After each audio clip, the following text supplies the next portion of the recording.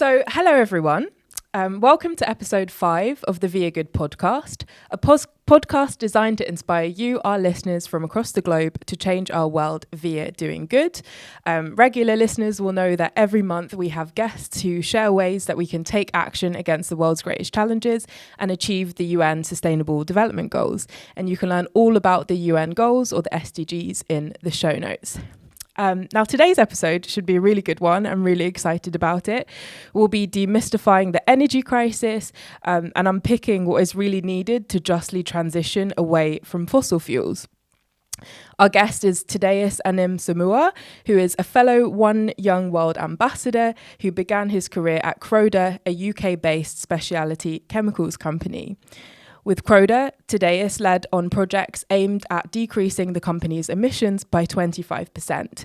And since then, he's led on the creations of an operations decarbonisation roadmap to reduce the company's global emissions by 50% between 2018 and 2030. He's also a board member for the Future Energy Leaders at the World Energy Council, and during his free time, he champions diversity and inclusion through organisations such as the AFBE UK. So, hello, Thaddeus. How are you doing? Very well. Thanks for a glowing introduction. It's good to be here today. I'm excited to have a chat. Me too. Thank you so much for coming. And in terms of that glowing opening, I'd love to hear in your own words about your background. How did you end up in this world of energy and transitioning away from harmful energy practices like the extraction of fossil fuels? You can start as far back as you like. Well, I think that if you say that, then I'm going to start from the very start. I've always, I suppose, been I've had a bit of a hero complex, and I've also always had my strengths in science and maths, and so I didn't need much encouragement or much STEM programs or anything like that to get into that sector. Let's say first I thought maybe I was going to do finance or something, but at the same time, from a kid I was always interested in Lego, Formula One and all this kind of stuff. So chemical engineering was just my kind of natural choice for all, combining maths and physics and chemistry. And the beauty of it is that, engineers were in the process of taking ideas, whatever that idea is, whether it's a toothpaste, it's a perfume, it's a food, it's a sofa, and making it reality, making the recipes, making the factories, making the product happen. So that's why I got into it. And I was employed by a company straight after graduation called Croda, which was an oleochemical company. So they were taking naturally based sources, plant oils, animal fats, and making chemicals out of it as an alternative to the fossil fuels already. So that was a start, getting into the bio-based economy. But the second thing is actually we're using fossil fuels, natural gas, to power our installation. So the second thing is, let's look at and be passionate about reducing that impact that we're having in the process of making our products. And that's something that I had the opportunity to get involved in. But at the same time, I would say that I also chased those opportunities because it was already something that was important to me at the time. It wasn't as important to me as it is now. I didn't think it wasn't my first consideration when I was looking to join Croda. But I think that's also something that we're seeing in society that is getting more and more important. Definitely. Yeah. And I love that you described that at the beginning as having a kind of hero complex, because I think most people in this sort of space have that, maybe from childhood. At least I did. I was like, Mom, when I grow up, I'm going to like do all of this cool stuff and make the world amazing. And I wonder if it's like a generational thing or just something that people always have, because it's interesting. I wouldn't have thought of engineering in this space. Obviously, we need engineers, and it sounds very obvious now we're talking about it, but it's not the first sort of career path that you think of when you think about, climate change or trying to take action. So I find that really interesting how much synergy there is there. And particularly when you said turning ideas into products or into things, again, I think that linkage within engineering really, really is found throughout the sort of climate action, climate activist world. So that's really, really interesting. In the world of energy, could you give us a brief sort of potted history of where we're at the moment for a complete novice? So where did it all begin? I'm guessing around industrialisation, but how did we get into this mess that we're currently in now? Yeah, so actually, we're talking about the history, but we're in a time right now that all of the history exists in the present. So let's say energy began with fire. Well, from the cavemen days, they were already, burning down, cutting down trees and burning down that wood for the heat energy. That is the simplest and the original process that they were using for energy. Right. And that is something that is still being used today. So a lot of people in, developing countries are still having what we call unclean cooking fuels. So barbecue sounds very nice, but if you do it every day, if you're cooking over coals, cooking over wood, that's not particularly good for the environment. And it's also not good for your health, massive. You smell yourself after a barbecue. Yeah, all your clothes smell. You've been inhaling that. It's more than a packet of cigarettes. So that's where it all began. Now, we were able to channel energy actually with the first industrial revolution. Actually, energy is the key to the revolution. Steam and water power created the first industrial revolution. Electricity created the second industrial revolution.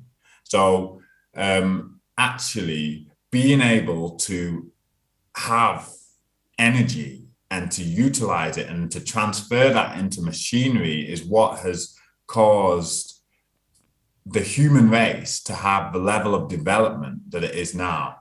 And where we are at when we were doing electricity, let's say, is that right now our electricity mix is mainly from, fossil fuels. So the next generation of energy has to be, a switch from natural gas and coal predominantly into something else, something that is not causing the carbon dioxide emissions, something sustainable, something, that we can be proud of when we're looking at the next generation. I love that. And I think particularly you mentioned developing countries and still using sort of fire as a primary energy source. And we've heard all of the sort of horrific associations with kerosene, based cooking, for example. But I really wanted to ask, particularly coming from Ghana, which you didn't explain, but I'll let you now. My grandparents are from there as well. What do you see? How do you see the sort of change happening in developing countries such as Ghana, where they're already kind of here in the global north, the industrialization and those sort of two revolutions that you described have already happened. But in developing countries, it's not really been the same trajectory. So in light of that, I'd love to know what you think should happen now in developing countries, because obviously we know now that we need to not ban fossil fuels. So where do you see that sort of going? Yeah, so, well, there's two things that need to happen, really. There's one, which is, as developed countries, we have a duty to compensate developing countries for the damage that we've done in our development.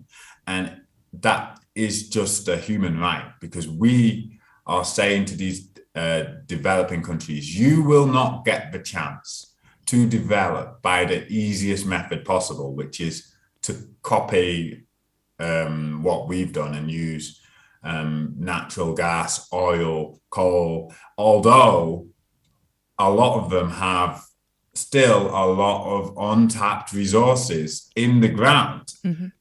And if you don't say that, and if you don't compensate them, actually, maybe they should, on a human rights perspective, use those resources.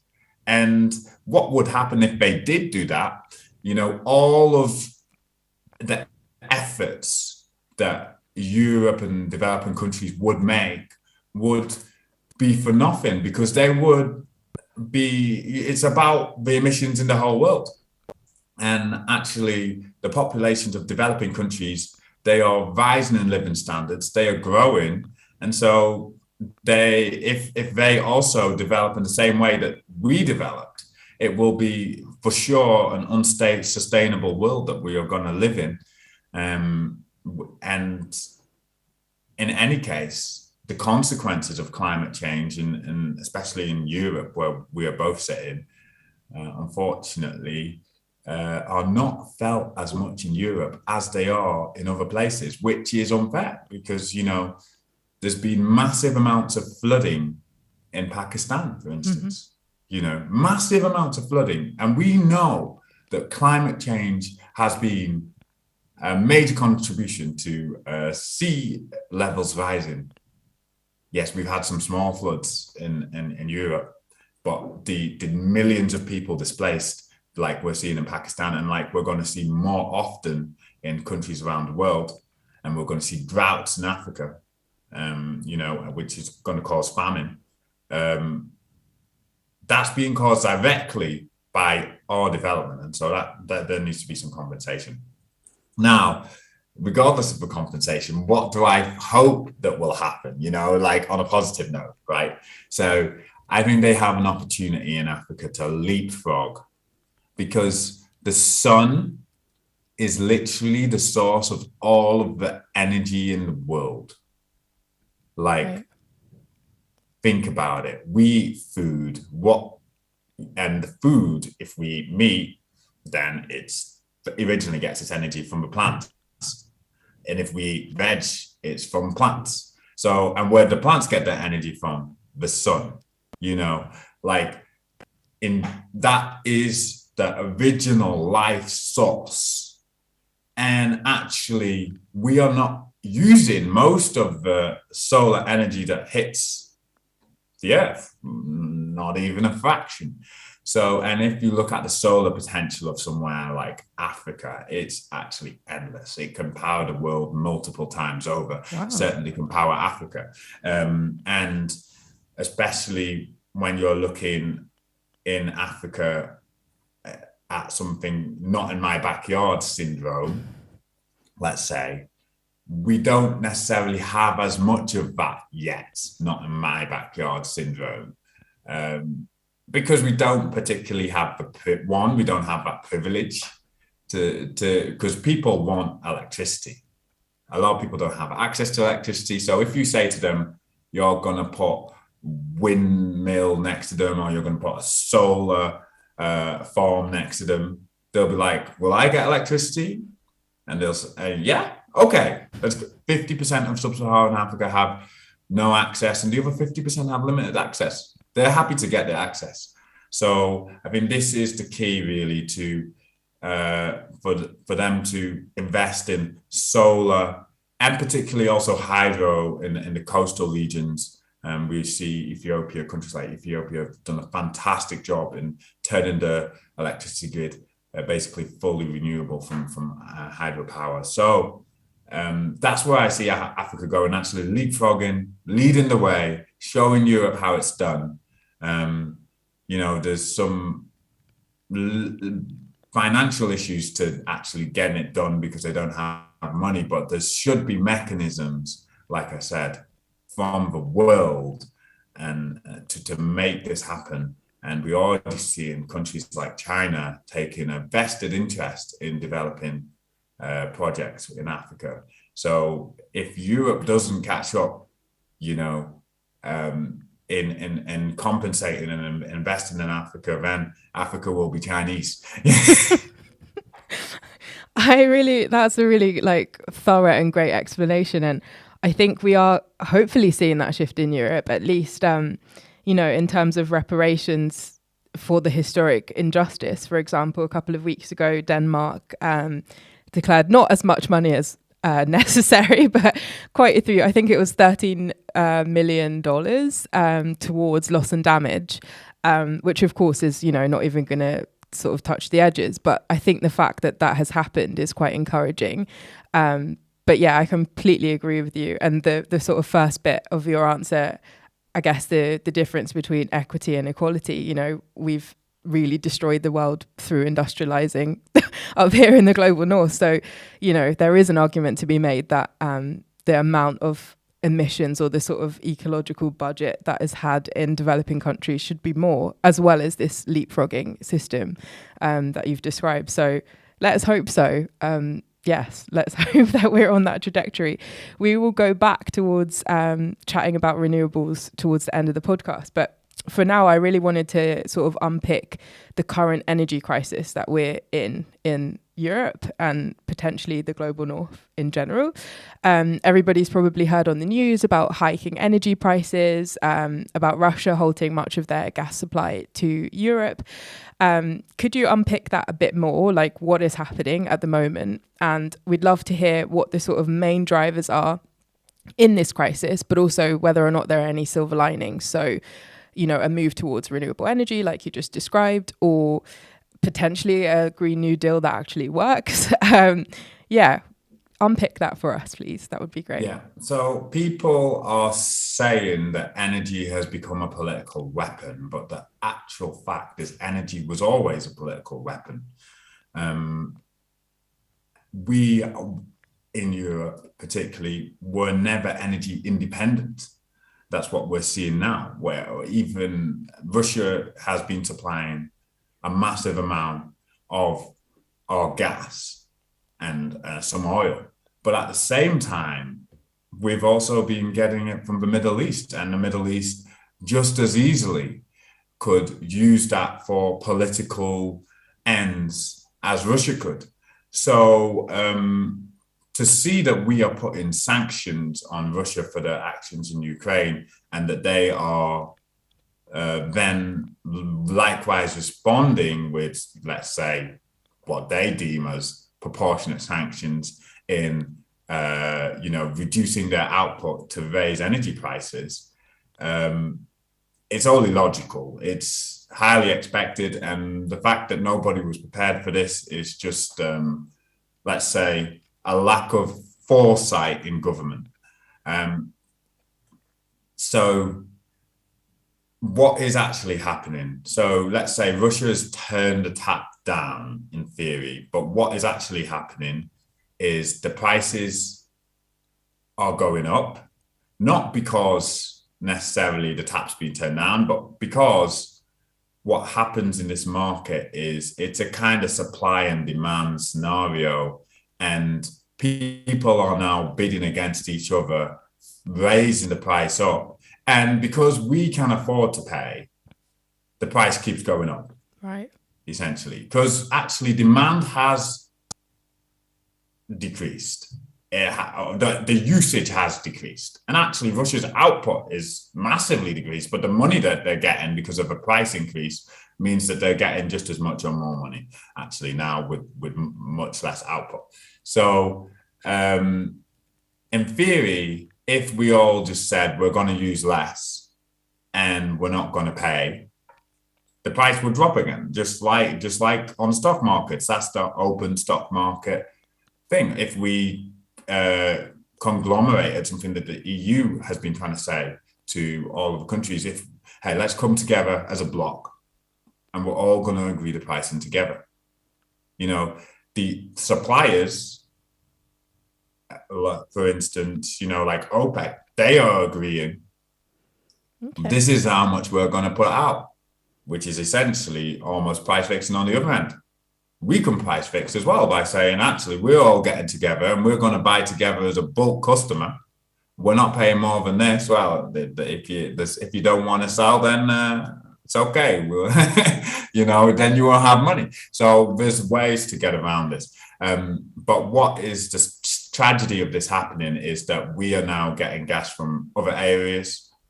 A little bit, for instance, liquid natural gas in order to keep stuff going. Some people are also looking at opening up national gas shores. Some people are looking at, investing again in oil or coal in some governments. And at the same time, because, a gas field works, the way a gas field works is you can't just shut off the tap and it goes. All that gas that we're not taking into Europe, most of it's being flared off. So it's going, the emissions from that gas that we're not using, they're actually coming double right now, because it's being burned, literally. So it is a massive ecological and sustainable disaster from a political perspective, let's say. But what should be happening, in my eyes, is that governments should be using this to accelerate the energy transition, to accelerate energy independence. Mm-hmm. When you have solar or wind on your own shores, you are not as dependent on potentially unreliable suppliers. When you link, for instance, in Europe, interlink the grids, you can cooperate within the European Union, work on the infrastructure so that you have a massive grid where you can balance ups and downs. You can work together to make sure if there's an energy excess in one country, it can be provided to another country with a shortage. These are the things that we should be looking at right now. And I think actually what we're seeing in the industry, some of industry has been the heroes in this current energy crisis because energy prices have gone up. So a lot of industry that was already thinking about sustainability have now just accelerated their energy efficiency programs.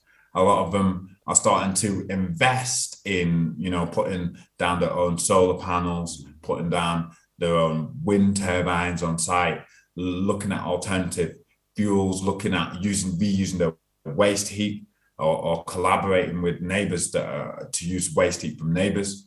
Because, there's two things that drive industry: money and compliance. So the government says you have to do it or it costs you money, and energy now costs money. So industry is moving, and the government, instead of trying to do a short-term fix, they should be, of course, helping individuals. So, putting price caps in so that individual people are not affected. But at the same time, they should be using this as a springboard and an alarm call to push for renewables. Definitely. And I think what you've described makes perfect sense. So what is the barrier? What's the hesitation? Particularly, I think with industry, you've kind of described why they are decarbonizing or looking for alternative energy sources because of profits primarily. But with government, what's the hesitation? Like, why isn't this happening? Because let's just say we've been acting too late and we're chasing our tails right now. So you are in a short-term crisis where energy prices are really making some people go cold this winter, potentially. And it's the people that don't have the money that are going to hurt the most. It's not the the top, the 1%, or even the top 10%, it's not going to make a difference. That's why the energy prices are skyrocketing, because these people can still pay. They can have swimming pool, multiple cars, whatever they want, because they could still pay. But it's the people, the grand majority of people who are going to be living paycheck to paycheck, had the energy tariffs doubled. And even some industrial companies are having to close because their profit margins were small and they cannot continue to operate profitably. And governments need to fix this short-term crisis. So the quickest fix is to, get some dirty gas from wherever you can, replace like for like. You can't, for instance, we've got excess nuclear capacity in France, but because the grid infrastructure is not set up, we cannot get that excess nuclear capacity to compensate for some of the gas that we have been losing from Russia. Now, a smart person would be right now, it won't solve the problem in a year, or it's going to take longer than a year probably to solve the problem, but maybe in 2 years the problem will be solved. But if you would start it on day one, putting down renewables, tackling this problem, COVID vaccine normally takes 10 years, they did it in a year. You could have probably, with the world together, you could have probably sorted this thing out within a year, and we would be looking in February 2023, we'd be sitting here and we would be saying, what an amazing way that we've reduced our European demand by 25%. We've moved now to 50% renewables. The grid has been completely transformed. But instead, we've focused on going for the easier and shorter route, which has been, for me, let's say, a tragedy in decision making. But that's just a personal opinion. I'm not Prime Minister, and they have to also deal with inflation and stuff like that. And going the longer route is sometimes harder because it costs money, and that is one of the big things, right? And you need to get re-elected, and you don't want to increase government debt. But sometimes, you got to think about your long term. That's why we have pensions, right? Of course. And none of it matters if we destroy the planet anyway. But I really wanted to ask about the whole sort of supply and demand relationship you were describing, and how exactly. So, for example, here we're based in the Czech Republic, and there was talk about having sort of energy curfews, I guess, for lack of a better word. So, between this time and this time, you can use hot water, and between this time and this time. I'm not sure if it's, confirmed that it's happening, but it's definitely been spoken about over here. Do you think that is a good approach? Like, as you said, if we use less, or if we, all collectively as a continent, or as, different countries banding together and sort of setting how much we're willing to pay, that might help with the crisis in terms of, for the poorest people being able to actually afford energy. So is that the sort of mechanism you would support, or do you have any thoughts on that? So energy curfews is something that I'm familiar with. It's something that happens a lot in Africa, let's say. They have energy curfews that you get in the energy at this time, you get the energy at this time. And also what happens a lot is that the energy just switches off without you even getting a curfew. I remember the power cut. and that's it, So, and actually it's one of the, believe it or not, I believe it's one of the better ways to deal with things. There's another way to deal with it is also to, for instance, subsidize people up to a certain consumption. So you put a price cap, but only to a certain level of consumption, which is the consumption of, an average UK household, and then so the people who are then very well off, with massive houses, they're going to pay the market price. You're not going to be you'll be subsidizing them only on the little bit, which is the average, and all of what they use on top, they will be paying the market price, which we know right now is double or 3 times or 4 times what it was 2 years ago. So that is another way that you could be doing it. But the problem you have when you do it this way is that the people at the top still have enough money. Like, they can go on forever. And it's a supply and demand situation, right? So the more that you use as a total, the higher the price is going to get. If you're doing a subsidy mechanism, the more that you as a government have to subsidize potentially and pay. And where does the money come from? It comes from the money of the average people. So you need to curb the demand. And the pricing, it curbs some demand, but it doesn't curb enough, actually, because otherwise then the price wouldn't go as high up, as far up as it does. So you need to find a way. But we also need to recognize that, residential and people, they're only accounting for maybe 30% of the energy. Industry is another 30-40%.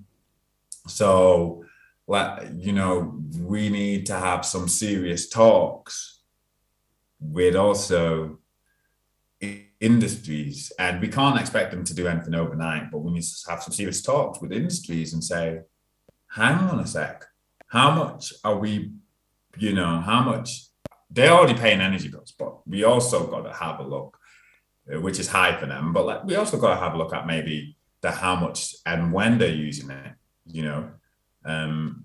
and we've got to have a look at, how quickly can we get renewables onto the grid, because let's just say in a lot of places right now, renewable energy is the cheapest form of energy, and if you can get it on a microgrid scale, you can put solar panels on your house, microgrid scale, let's say. So these are the kind of things that we need to be doing with the kind of demand supply situation. We need to just curb the demand one way or the other. We need educative policies, because how much there's been studies done on how much it costs, how much you have to sacrifice to reduce your heating bill by 10% this winter,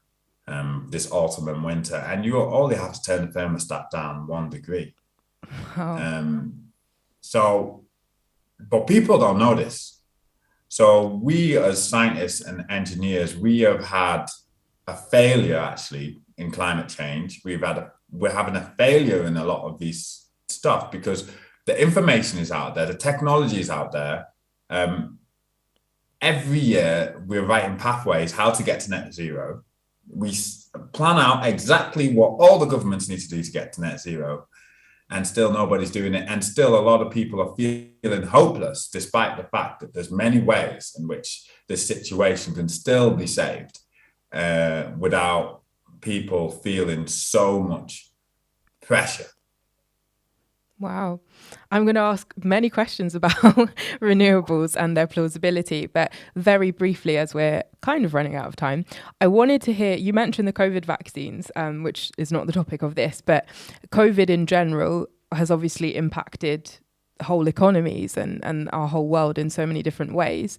To what extent has it been also a contributor to the situation we're in at the moment? And I guess, are there any silver linings to that? Because we've seen obviously through COVID, everyone jumping on, I don't know if we're allowed to say the platform, but online platforms to have video calls across the world, or, people now having hybrid or completely home offices. So what impact has COVID had both positively and negatively?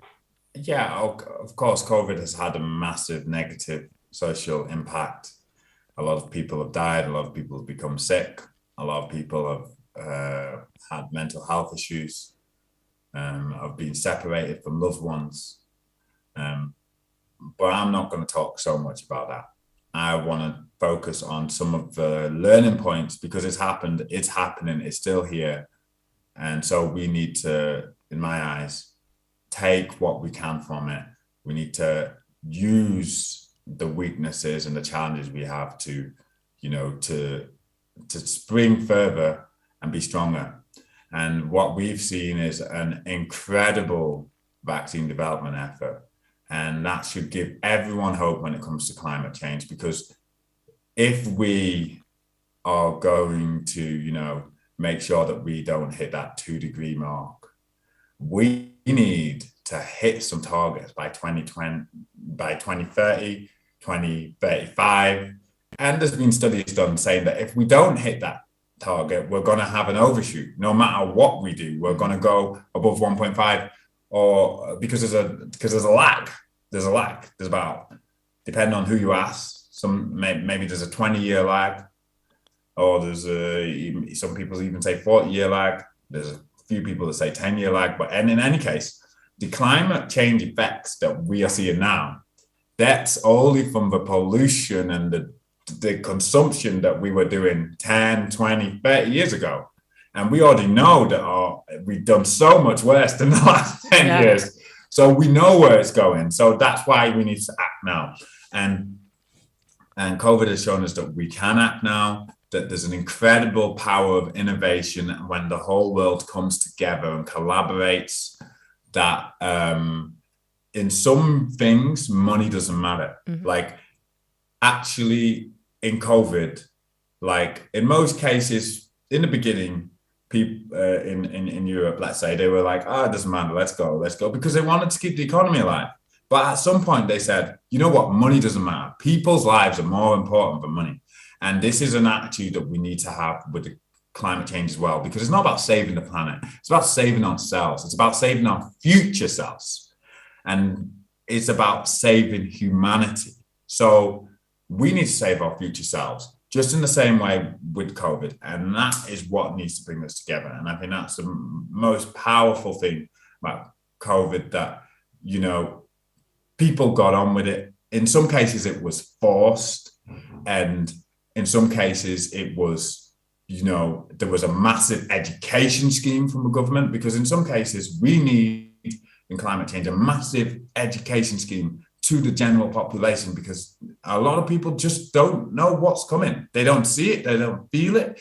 And the people that do feel it the worst, they're not here. Like I said, in Pakistan, millions of people have been displaced, from the effects of our actions. We are not feeling the worst of it. And if we were as millions displaced from the effects of our actions, maybe the climate change would go quicker. But at the same time, you see forest fires every year in Australia, and we have not seen the Australian government being a leader in climate change policies. So I see positives from COVID.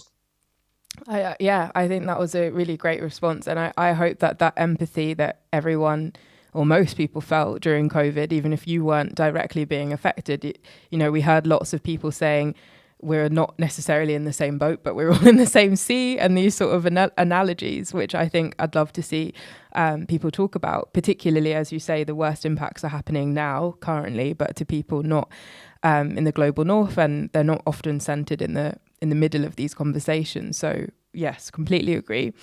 On to renewables now. This question is specifically about nuclear power.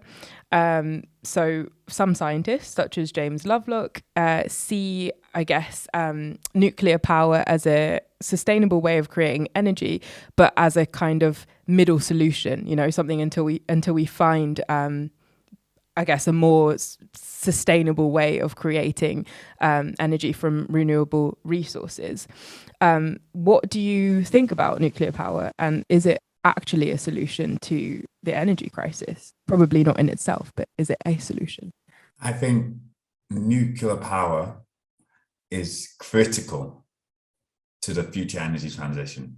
It is absolutely necessary.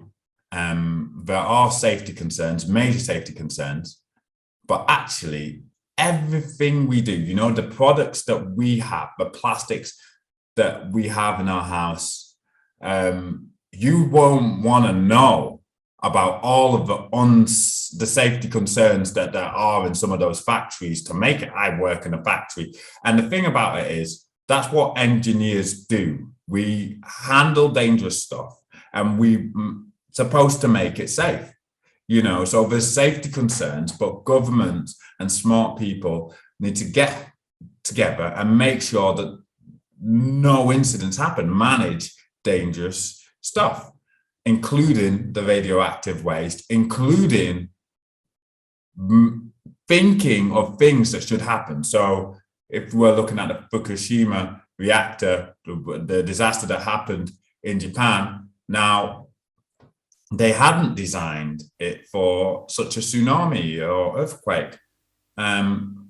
We need to envision, now that we know climate change is happening at such a fast rate, we need to design stuff for, what was previously once in 100-year or once in 1,000-year natural disasters, but are now once in 10-year disasters, because and that's what needs to happen. But at the end of the day, you need a massive electrification of the grid in order to produce renewable energy. You need something to balance the renewable energy, because the sun doesn't always shine, the wind doesn't always blow, and batteries are very expensive. They're going to get cheaper, but they are also a challenge in some of the materials that they use in some cases, some critical earth metals, which are not necessarily renewable. So we need nuclear power as a part of the solution. And just like we need hydrogen as part of the solution, but guess what? Where does the hydrogen come from? It comes from electricity again, So, and electricity has got to come from renewables, or where is it going to come from when the sun's not shining and the wind's not blowing, and the waves are not coming, it's gotta have to come from something else. And that something else right now, we know it cannot be oil and gas, or coal. It's so at the moment, nuclear is our best bet. The problem we have with nuclear right now is whatever we do will be too late for the intermediate targets. So yes, we should invest in nuclear. We should invest in safer ways of doing nuclear for the long term. But in the short term, it takes 10 years to build a nuclear factory. Whatever investing now is too late for the targets that we've got to meet by 2030 and 2035. You should still invest now, but for the targets that you want to meet in 2050. With the big investment now, the big push now has to be for renewable sources, and in combination with stuff like hydrogen, ammonia, batteries, which can be like, physical batteries, but also other types of batteries. You can have, it's like pumped hydro, we call it. So, if you've got a mountain, you can use the mountain and gravity as your battery. Wow. Stuff like that. We need to be investing in. I have so much to ask about nuclear, and perhaps that's actually a whole topic for a new podcast, because in light of what's happening in Ukraine and Russia, I think lots of people have questions about nuclear. But for now, in the interest of time, I want to move over to the other forms of renewable energy, which you mentioned are necessary to reach our sort of more short-term targets, such as solar and wind. So there have been a lot of concerns around recently about the sort of ecological impacts or the sort of long-term sustainability in the terms of the actual materials used to build solar and wind plants. Do you have anything to sort of comment on with regards to that? So in terms of their ability to be recycled, their sort of overall life expectancy, the amount of source mining that's required for these products, and obviously their eventual disuse. So I'd love to unpick that. And I guess maybe that links into your nuclear answer as well. Okay, yes. So we do have an issue, a challenge with the materials, the critical materials that are needed for renewables and needed for batteries.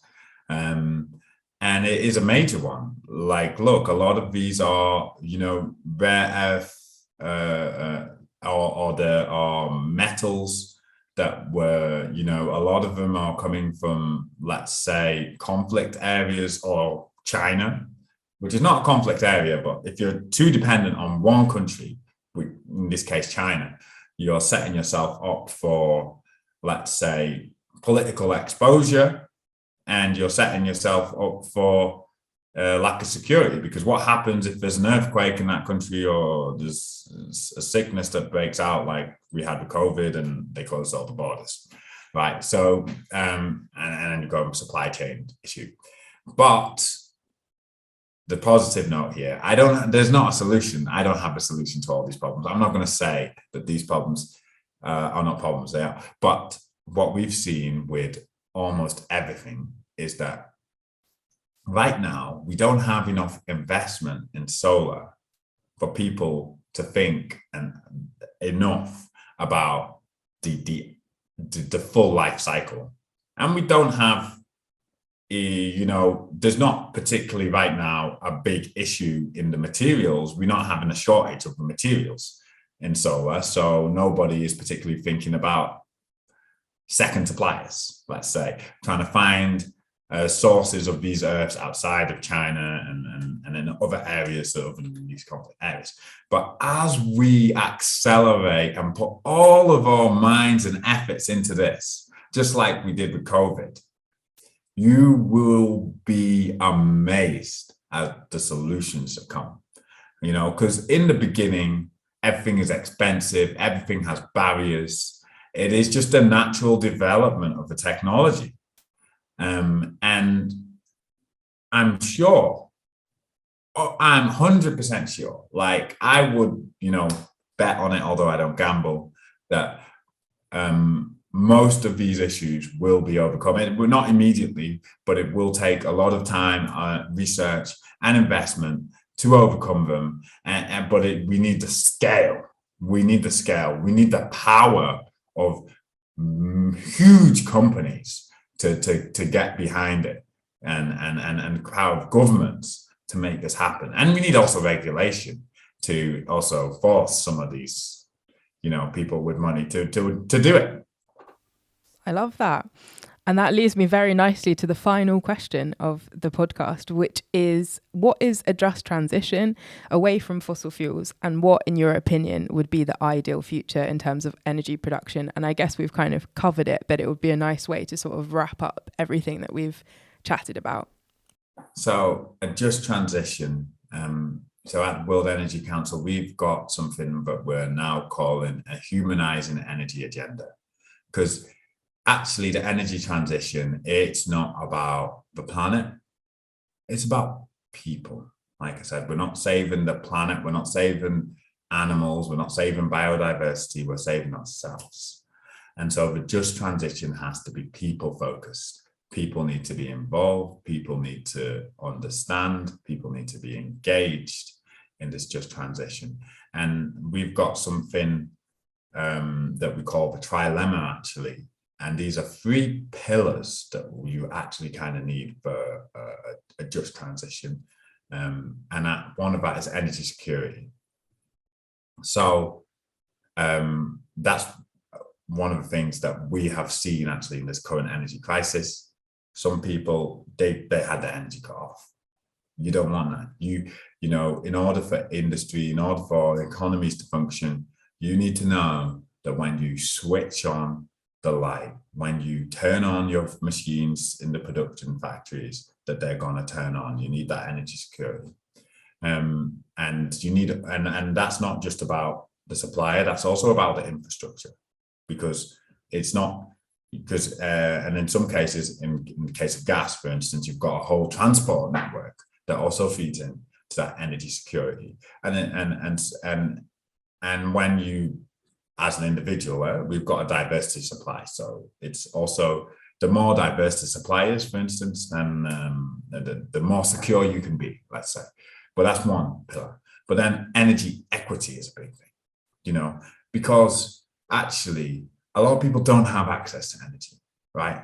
And the people, some of the people that do have access in, let's say in Africa, even though that they have access, the grid comes to their house, they can't pay for it. It's not affordable. So there's no equity there. So we shouldn't be pricing people out of energy, especially as we know that energy is the thing that caused the development. It is, the number one thing that can, lift populations up, reduce poverty. So we need to be getting people access to energy and getting people affordable energy. Right. And then the third thing, of course, and that's what everybody talks about now, and it is got to be a part of the picture, of course, is the sustainability of that energy, the environmental sustainability. And there needs no more to be said about that, in terms of the kind of reducing of the impact, ecological impact of that, the CO2 emissions and other kind of pollutions that can be an environmental damage that can be coming. And I think governments need to work on these three pillars and look at them very carefully when they're looking to make that just transition, because we can't leave anyone behind. We can't leave any country behind. We can't leave any area behind. This is about the people. But we also can't fail to act, because if we fail to act, if we keep delaying as we have done now, we already know what the consequences would be. The scientists have done all of the predictions, and every year they say our predictions of what would have happened today are worse than what we expected. So we know where this is going.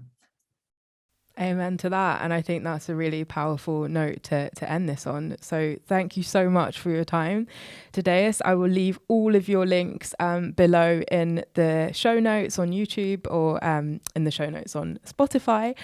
And unless there are any final words, I will close it. So any final words? No, thank you very much for having me on. And I would like to encourage everyone to just get engaged with energy transition, with sustainability. Read more about it, talk to your friends about it, because start in your little circle and your friends will start in their little circle, and before we know it, we've changed the world. I completely agree. Thank you so much. And all that's left to say is if you want to check out the viaGood website, I will leave the link down below.